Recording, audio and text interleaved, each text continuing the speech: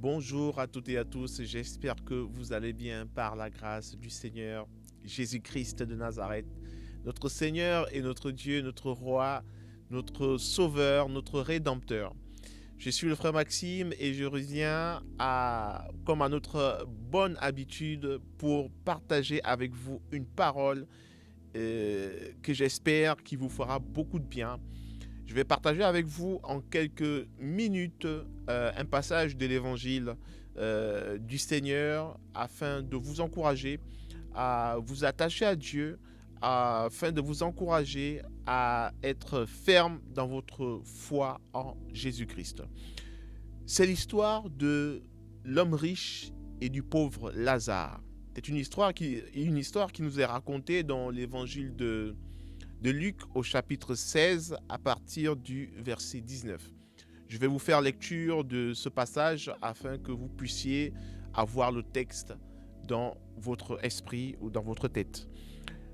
L'histoire de Lazare et l'homme riche dans Luc 16 à partir du verset 19.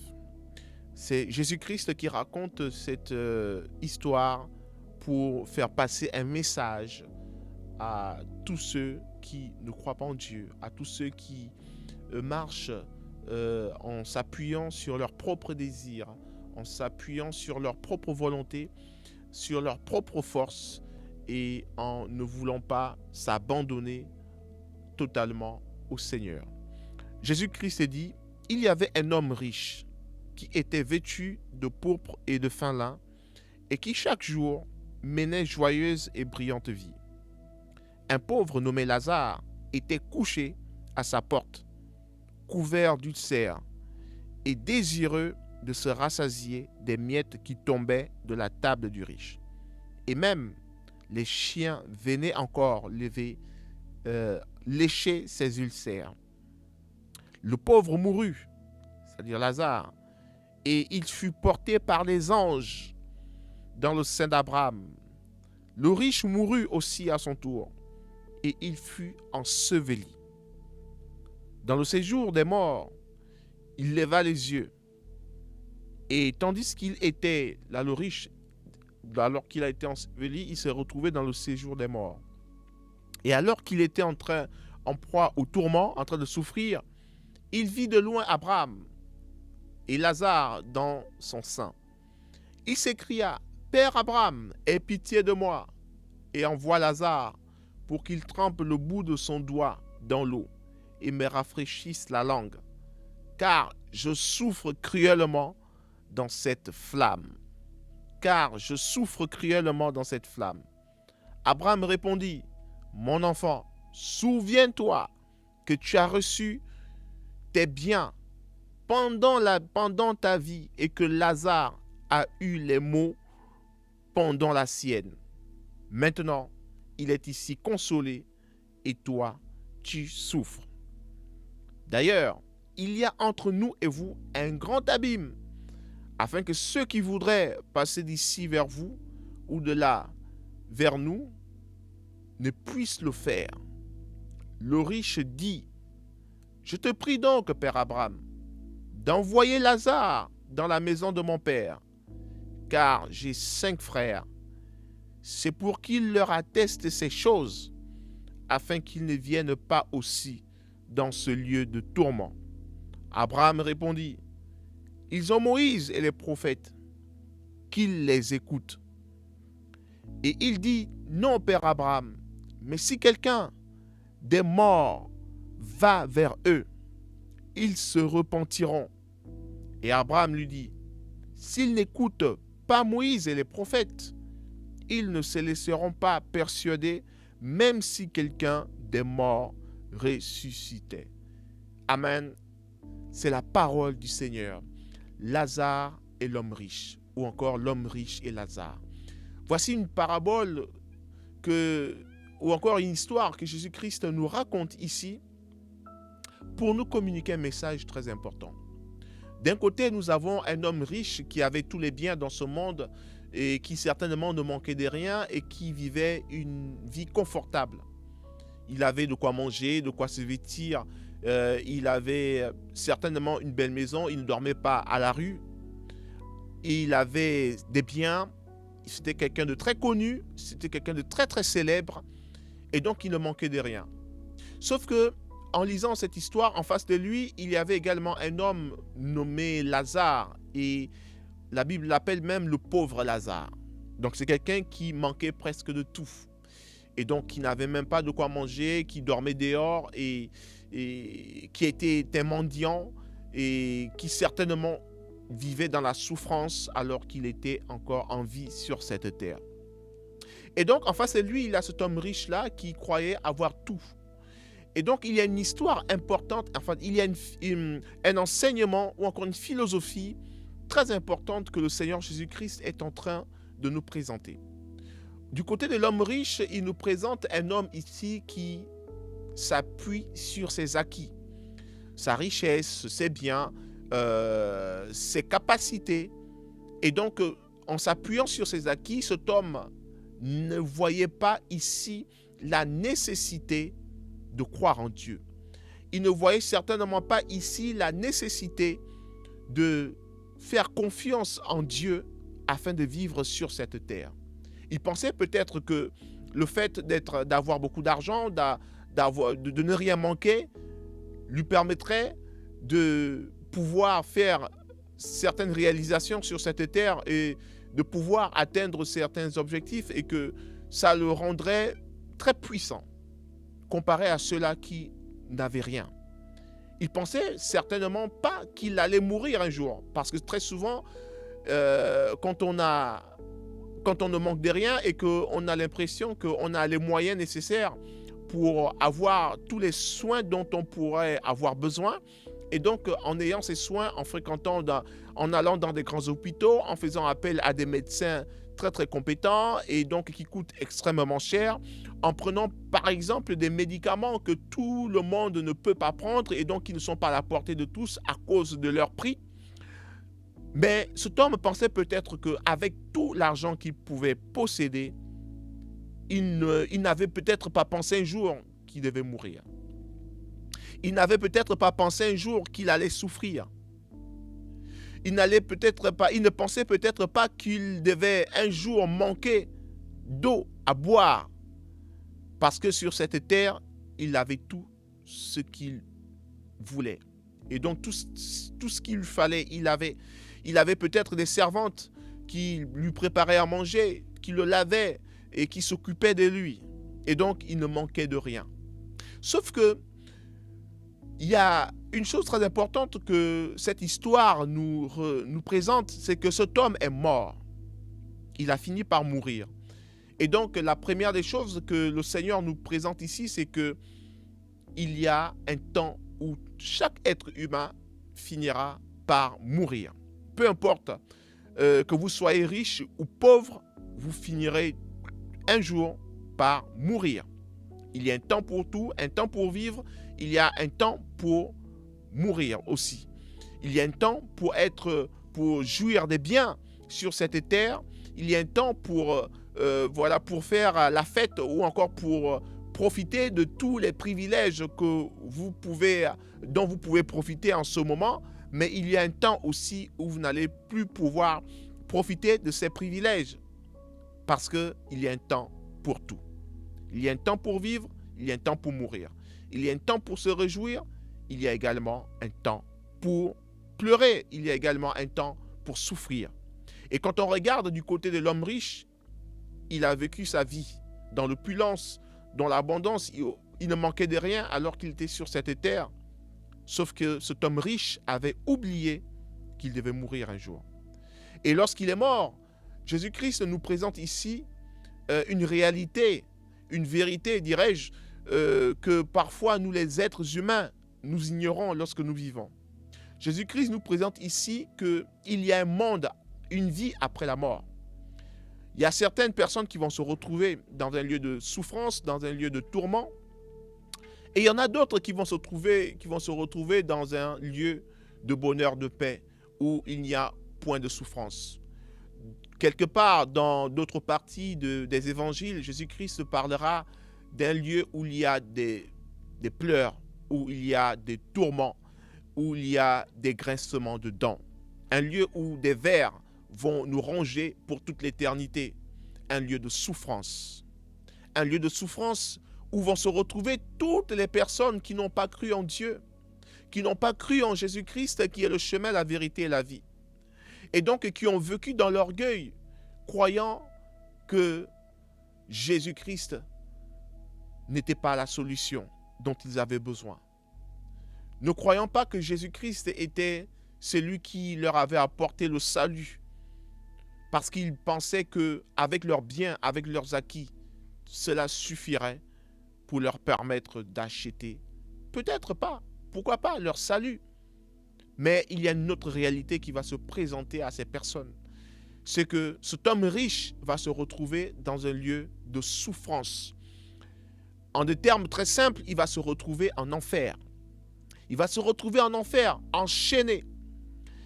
Et il va se demander pourquoi certainement il se retrouve en enfer, dans un lieu de souffrance. Pourquoi est-ce qu'il se retrouve en train de souffrir? Et que de l'autre côté, un homme appelé Lazare, qui était pauvre et qui venait certainement lui demander à manger, et que cet homme se retrouve dans un endroit de paix, de joie, de bonheur, dans l'abondance, dans la gloire, et que lui, qui avait toutes les richesses de ce monde, il se retrouve aujourd'hui en train de souffrir. Souvenez-vous, il y a un temps où on se réjouit, il y a un temps également pour souffrir. Et cet homme aujourd'hui s'est retrouvé dans ce temps. Malheureusement pour lui, il est mort et qu'il s'est retrouvé en enfer dans un moment de souffrance éternelle. Il souffrait. Il voulait boire de l'eau. Il a demandé à ce que Lazare, qui était pauvre et qui manquait de tout, et qui aujourd'hui se trouve dans l'abondance, il demande, Lazare et Père Abraham, est-ce que vous pouvez me donner une goutte d'eau? J'ai soif, j'ai envie de boire. Cet homme n'a même pas demandé à manger. Cet homme n'a même pas demandé un lit confortable ou encore un endroit où il pourrait s'abriter à l'égard, en dehors de la chaleur, un endroit rafraîchissant. Il a simplement demandé une goutte d'eau. L'eau était devenue une denrée, un élément précieux à ses yeux parce que il souffrait. Il souffrait dans une atroce souffrance et il ne savait pas quoi faire parce qu'il était enchaîné. La seule solution qu'il avait, c'était de crier à l'aide. Il criait à Père Abraham, envoie Lazare pour qu'il me donne une goutte d'eau afin que je puisse me rafraîchir. Pourquoi? Parce que je souffre. Je souffre dans ce lieu où il n'y a personne pour me venir en aide. Je souffre dans ce lieu de tourment, dans ces flammes. Cet homme était certainement en train de brûler.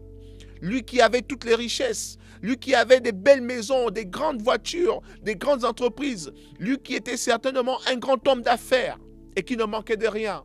Cet homme s'est retrouvé enchaîné. Mais on pourra se poser une question, c'est une question que moi personnellement je me suis posée, mais pourquoi est-ce qu'il s'est retrouvé enchaîné? Pourtant la Bible, Jésus-Christ dans son histoire ne nous présente pas cet homme comme quelqu'un qui a péché, comme quelqu'un qui a peut-être fait des mauvaises choses, et auquel cas on pourrait dire que cet homme, ok, il mérite peut-être certainement de se retrouver aujourd'hui en enfer, en train de souffrir parce qu'il a commis des atrocités. Mais il y a une chose très importante, il y a une des raisons que le Seigneur va nous donner à la fin de ce passage. Il va nous faire comprendre que cet homme n'avait pas écouté les prophètes. Cet homme n'avait pas écouté les apôtres. Et donc cet homme riche, en étant dans sa richesse, en étant dans ses affaires, dans son abondance, en ayant l'impression qu'il ne manque de rien, il n'a pas eu le temps d'écouter les prophètes ainsi que les apôtres. Il n'a pas pris le temps d'écouter le message de l'évangile qui lui avait été prêché par les prophètes et les apôtres. Il n'a pas pris le temps d'écouter ce message. Ce message recelait un trésor inestimable que ni son argent, que ni ses biens, que rien dans ce monde n'aurait pu lui procurer parce que ce message contenait le salut. Ce message contenait en lui la capacité de lui permettre de sauver son âme. Ce message contenait en lui le salut. Ce message avait pour mission de le sauver afin qu'il ne se retrouve pas dans ce lieu de souffrance, dans ce lieu de ténèbres, dans ce lieu où il ne peut même pas avoir une goutte d'eau pour se rafraîchir pour toute l'éternité. Ce message contenait un élément précieux que l'on appelle le salut, qui lui aurait évité de se retrouver enchaîné pour toute l'éternité et de brûler pour toute l'éternité dans l'enfer. Mais cet homme, en étant dans sa richesse, dans son orgueil, vous savez, parfois quand on a tout ce que l'on peut sembler avoir, dont on peut savoir, enfin, quand on a, quelqu'un peut avoir beaucoup d'argent, beaucoup de maisons, beaucoup d'entreprises, être célèbre. Et cela peut faire monter en lui de l'orgueil. Cette personne peut avoir une estime d'elle-même supérieure, largement supérieure à ce qu'elle serait réellement. Cette personne aurait peut-être peut avoir l'impression qu'elle n'a plus besoin de rien parce qu'elle a l'argent, elle a tout ce qu'il lui faut. Et donc même s'il faut même qu'elle essaie de racheter la vie, elle serait peut-être tentée de vouloir racheter la vie parce qu'elle a tout ce qu'il lui faut. C'est un mensonge. Et donc cet homme riche croyait qu'il avait tout ce dont il avait besoin. Mais il avait oublié qu'il y a un jour, qu'il y a un temps où il finira par mourir et qu'il devait rendre des comptes à celui qu'il avait créé. Donc que l'on soit riche, que l'on soit pauvre, il y arrive un moment où on finit toujours par se retrouver face à notre Créateur. Ce n'est pas Satan qui vous a créé, parce qu'il ne peut créer personne. C'est Dieu qui vous a créé. Et le Dieu qui vous a créé, il a envoyé son Fils unique afin que vous puissiez marcher sur le chemin que son Fils Jésus-Christ vous a présenté.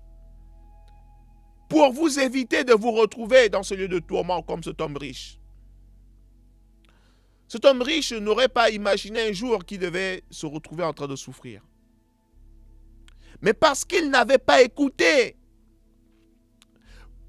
les prédicateurs, comme aujourd'hui je suis en train de vous prêcher ce message, je suis en train de vous dire que Dieu vous a tant aimé qu'il a envoyé son Fils unique afin que vous puissiez croire en lui et que vous ne puissiez pas, lorsque vous allez quitter cette terre, lorsque vous allez mourir, que vous ne puissiez pas vous retrouver en enfer, dans ce lieu de souffrance et de tourment, comme cet homme riche aujourd'hui est en train de regretter. Parce qu'il n'avait pas écouté les prophètes et les apôtres. Et donc cet homme riche va demander à Abraham et à Lazare, envoyez quelqu'un prêcher aux membres de ma famille. J'ai 5 frères. Je ne veux pas que mes frères se retrouvent là où je suis en ce moment. Envoyez une personne leur dire d'écouter le message de Jésus-Christ, qui est le chemin, la vérité et la vie. Envoyez un prédicateur leur dire que Dieu les aime et qu'il faut qu'ils se tournent vers Dieu et qu'ils commencent à aimer leur prochain. Envoyez quelqu'un leur dire que l'argent, les richesses, tous les biens que l'on peut avoir sur cette terre ne suffit pas pour que nous puissions être sauvés. Parce qu'il n'y a qu'une seule chose qui puisse nous sauver. C'est le fait d'accepter Jésus-Christ comme mon Seigneur et mon Sauveur. Parce que c'est lui qui porte le message du salut. Aucun autre philosophe, aucun prophète, aussi grand, aussi bon soit-il, peu importe les œuvres qu'il a pu accomplir sur cette terre, n'a prêché un message du salut. Jésus-Christ est le seul étant venu sur cette terre à dire « Je suis le chemin, la vérité et la vie. Si quelqu'un vient à moi, il sera sauvé et il aura la vie éternelle. » Et Dieu dit que la preuve de son amour envers l'humanité, c'est qu'il a sacrifié son Fils unique, afin que quiconque croit en lui ne périsse point, comme cet homme riche est en train de périr en enfer. Il dit, afin que quiconque croit en Jésus-Christ ne périsse point en enfer, mais qu'il ait la vie éternelle. Comme cet homme pauvre, Lazare, qui souffrait dans ce monde, mais lorsqu'il est mort, il a été emporté par les anges dans la gloire du Seigneur. Il s'est retrouvé au paradis. Il s'est retrouvé au paradis, en train de vivre la vie de Dieu.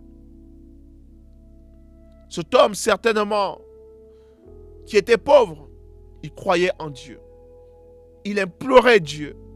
Il criait à Dieu. Il faisait appel à Dieu. Il demandait de l'aide à Dieu. Mais dans sa souffrance, certainement, Dieu était avec lui. Le Seigneur ne l'avait jamais abandonné. Cet homme a été récompensé. Il a été récompensé parce qu'il a cru en Jésus-Christ. Il a cru au message du salut qui lui avait été prêché.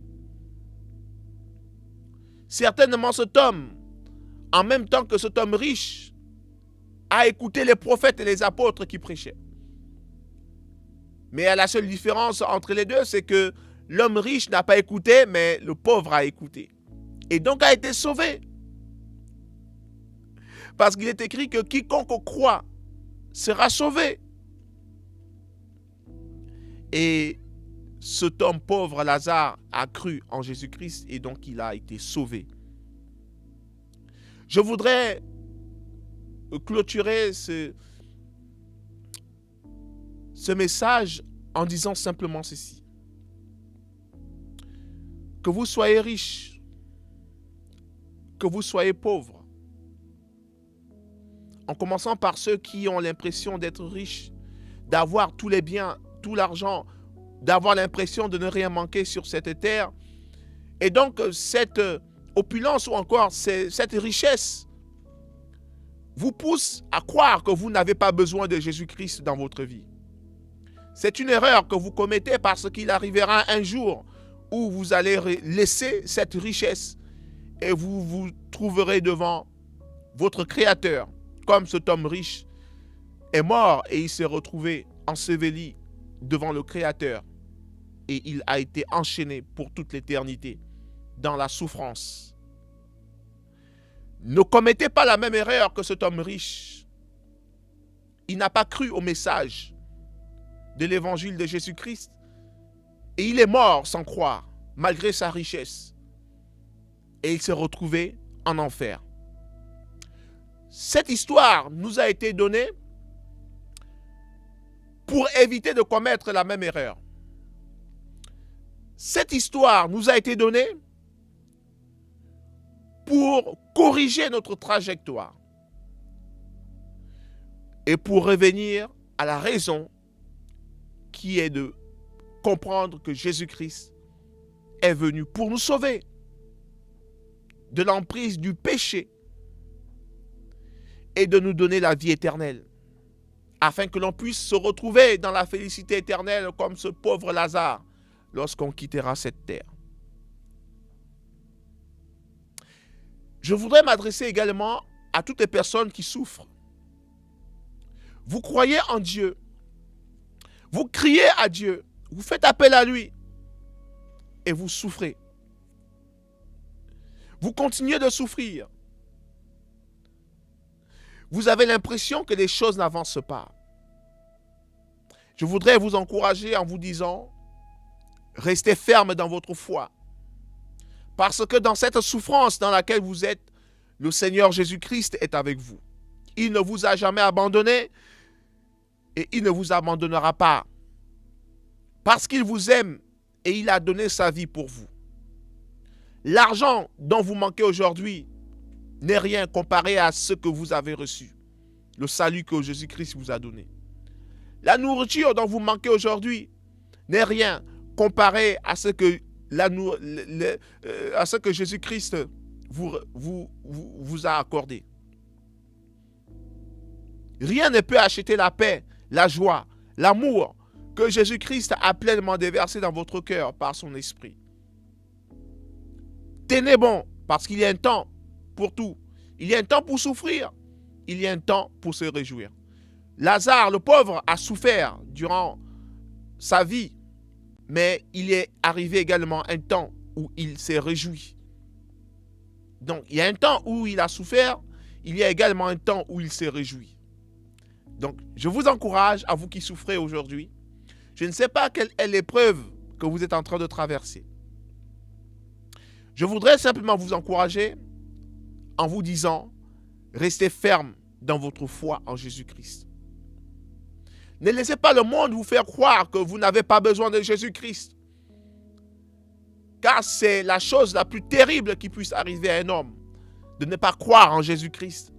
Parce que Jésus-Christ, il est le chemin de la vie éternelle. Il est la vérité dont l'homme a besoin pour être sauvé.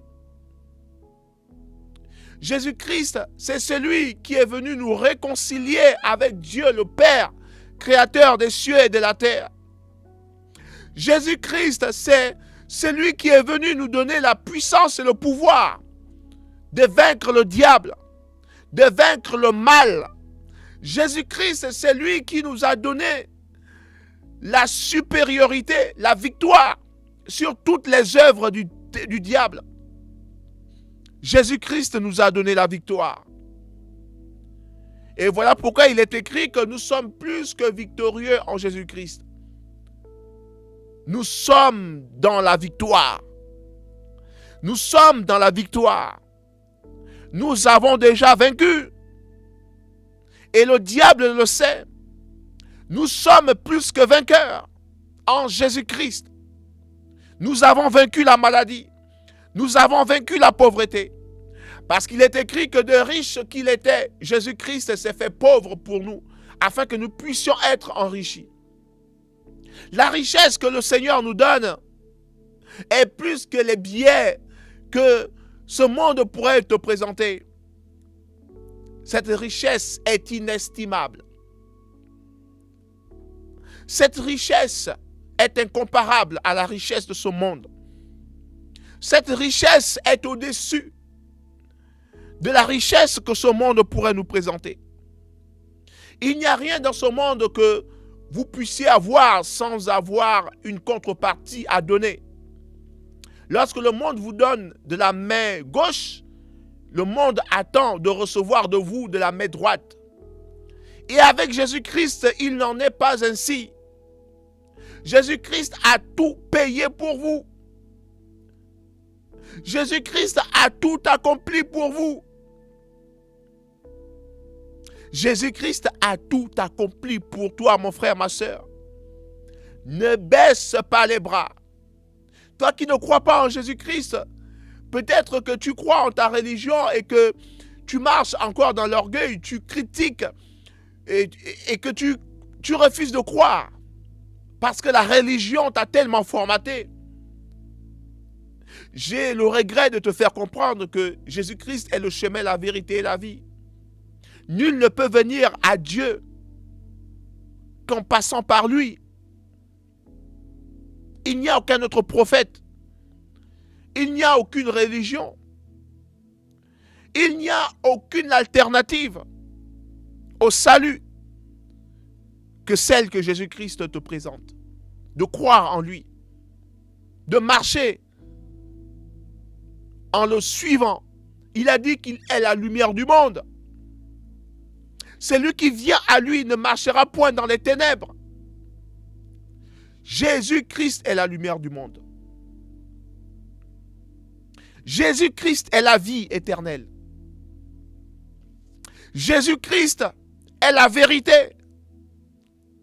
qui nous révèle le véritable Dieu. Jésus-Christ est notre Seigneur. Il est notre Dieu. Et voilà pourquoi il a dit que celui qui m'a vu a vu le Père. Celui qui a connu le Fils a connu le Père. Car le Fils ne peut rien faire de lui-même.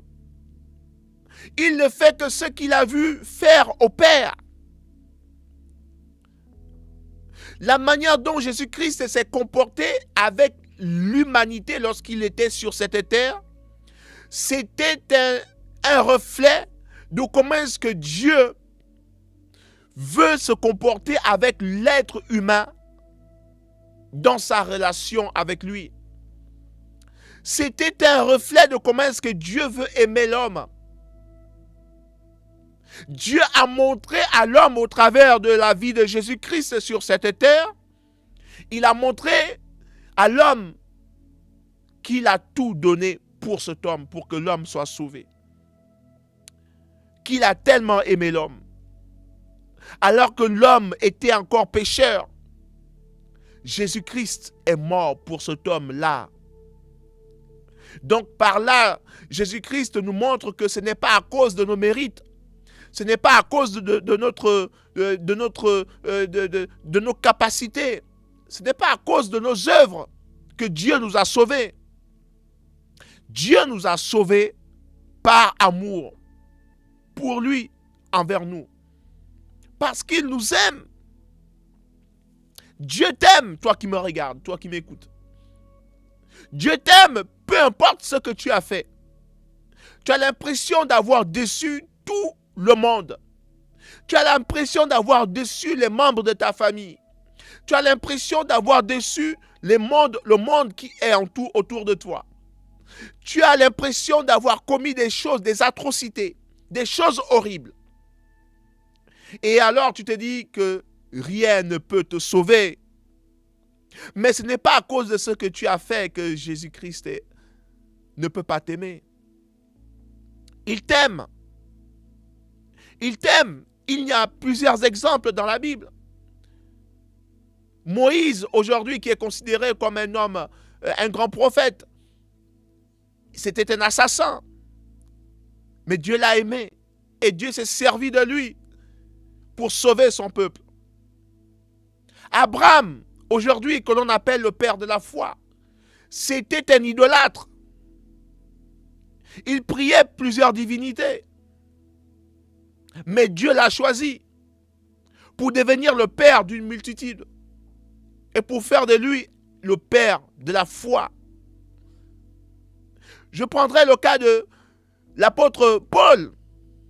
Il a contribué à la persécution de l'Église. Il a contribué à la destruction, à ce que certains apôtres soient tués. Étienne est mort en étant lapidé. L'apôtre Paul l'a vu se faire lapider. C'était un meurtrier, l'apôtre Paul, un persécuteur de l'Église de Jésus-Christ. Mais Jésus-Christ s'est servi de lui. Jésus-Christ a dit, « Saul, Saul, pourquoi me persécutes-tu? Je suis le Seigneur et je ferai de toi un instrument qui portera ma gloire jusqu'aux extrémités de la terre. » Jésus-Christ se sert de ce que le monde rejette, de ce que le monde considère comme méprisable, inutile. La Bible nous dit que ce sont des choses méprisables par ce monde que le Seigneur prend pour confondre les fortes. Ce sont les choses faibles que le monde considère comme faibles, que sont ces choses-là que Jésus-Christ prend pour confondre les choses que ce monde peut considérer comme fortes. Vous avez été négligé. Vous avez été méprisé. Laisse-moi te dire que tu as de la valeur aux yeux de Dieu. Viens à Jésus-Christ. Laisse Jésus-Christ faire son œuvre au travers de ta vie. Alors que tu m'écoutes, je t'invite à faire cette prière. Pour toutes les personnes qui veulent que Jésus-Christ prenne le contrôle de leur vie maintenant. Là où tu es peut-être dans les transports, tu écoutes ce message, tu es peut-être dans ta chambre, dans un endroit. Je t'invite simplement à faire cette prière. Dis, Seigneur Jésus, je te remercie pour ta parole. Je te remercie d'être mort pour moi alors que j'étais un pécheur. Je te remercie de m'avoir montré le droit chemin. Je te remercie de m'avoir conduit sur le chemin du salut, sur le chemin de la vérité. Je te remercie de m'avoir sauvé. Seigneur Jésus, je ne veux pas finir comme cet homme riche qui a fini dans la souffrance, qui a fini en enfer, dans le lieu de tourment, dans un lieu de souffrance pour l'éternité. Seigneur Jésus, je ne veux pas finir comme cet homme, riche, qui n'a pas cru en ta parole alors qu'il était en vie. Aujourd'hui, je veux croire en ton message. Viens dans ma vie, Seigneur Jésus. Entre dans mon cœur. Entre dans ma vie. Sauve-moi. Sauve-moi. Sauve-moi, Jésus. Je t'appelle, Jésus. Sauve-moi. Sauve-moi. Guéris mon âme. Guéris mon âme, Jésus. Je t'appelle aujourd'hui. Je ne veux pas finir comme cet homme riche qui a fini en enfer. Je ne veux pas souffrir pour toute l'éternité comme cet homme qui a souffert pour toute l'éternité en enfer. Parce qu'il n'a pas cru en toi. Je ne veux pas finir comme cet homme riche qui pensait qu'avec sa richesse, qu'il pouvait tout avoir. Il n'a même pas pu résister à la mort. Seigneur Jésus, sauve-moi. J'ai besoin de toi aujourd'hui. Je t'invite, Seigneur, viens dans ma vie. Viens dans ma vie. Délivre-moi, Seigneur Jésus, de l'orgueil. Délivre-moi de l'arrogance. Délivre-moi de ma cupidité. Jésus, je t'appelle. Je t'appelle aujourd'hui. Viens me sauver. Viens me sauver. Jésus, tu as dit que quiconque invoquera ton nom sera sauvé. Je t'appelle aujourd'hui. J'en peux plus. Je veux que ma vie change. Je veux vivre avec toi, Jésus. Le monde m'a déçu. Les hommes m'ont déçu. Les femmes m'ont déçu. La société m'a déçu. Jésus, j'ai besoin de toi. Viens dans ma vie aujourd'hui. Je t'appelle, Jésus. Deviens mon Seigneur. Deviens mon maître. Deviens mon guide. Conduis-moi sur le chemin de la vérité. Je t'appelle, Jésus. Je crie à toi, Jésus, aujourd'hui.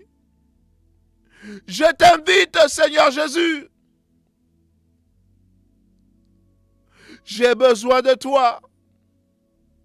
Ma famille a besoin de toi. Mes amis ont besoin de toi. Comme cet homme riche qui ne voulait pas que ses frères se retrouvent en enfer avec lui. Ainsi, je crie à toi pour mon père, pour ma mère, pour mes frères et sœurs, pour mes amis, pour mes connaissances. Seigneur, je ne veux pas qu'ils se retrouvent en enfer. Qu'ils écoutent ton message, qu'ils te reçoivent aussi comme Seigneur et Sauveur. Aujourd'hui, Jésus, je crie à toi. Je t'appelle, Jésus. Je t'invoque, Jésus. Viens dans ma vie. Rentre dans mon cœur en ce jour et transforme ma vie. Merci Seigneur. Je te glorifie et je te loue. Merci de venir, de me laisser entrer dans ton royaume. Merci de me laisser entrer dans ta famille. Merci de m'accepter tel que je suis. Merci pour ton amour, Jésus. Merci pour ton amour, Jésus. Merci de m'aimer comme je suis. Merci de m'accepter comme je suis. Merci de faire de moi quelqu'un de meilleur malgré mes défauts. Jésus, merci pour ton amour. Amen. Amen et amen. Vous avez prié avec moi. Que le Seigneur vous bénisse. Le Seigneur vous aime. Jésus-Christ vous aime. Rien ne pourra changer cela. Il a tout donné pour vous. Il continue de veiller sur vous. Il vous aime. Jésus-Christ vous aime. Ne laissez personne vous prouver le contraire. Ne laissez personne vous dire le contraire. Dieu vous aime. Jésus-Christ vous aime. Voilà pourquoi il est mort à la croix pour vous. Il ne vous a rien demandé. Il a fait gratuitement pour vous.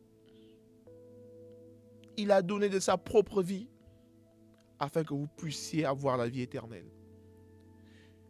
Que le Seigneur vous bénisse de là où vous êtes. Je prie pour que cette parole continue de retentir dans votre cœur. À très bientôt pour un nouveau temps de partage et d'édification.